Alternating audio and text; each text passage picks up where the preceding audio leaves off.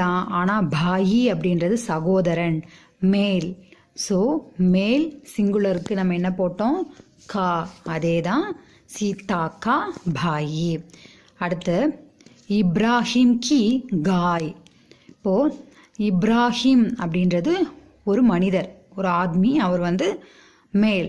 அப்போது கி காய் அப்படின்னா காய் பசு அப்படின்றது ஃபீமேல், ஒரு பெண்ணைத்தான், பெண்பாலைத்தான் குறிப்பிடுகிறது காய் அப்படின்றது. ஸோ அப்போ அந்த காயை மீன் பண்ணுறதுக்காக கி, இப்ராஹிம் கி காய். ஸோ இப்ராஹிமின் உடைய பசு. இவை எல்லாமே ராமனுடைய சீதையினுடைய சகோதரன், இப்ராஹிமினுடைய பசு, எல்லாமே உடையதான் மீன் பண்ணுது. ஆனால் அந்த உடையக்கு அப்புறம் வர்றது ஆனா பெண்ணா அப்படின்றத பொறுத்து இந்த காவா கேவா கியா அப்படின்றது மாற்றம் அடையும்.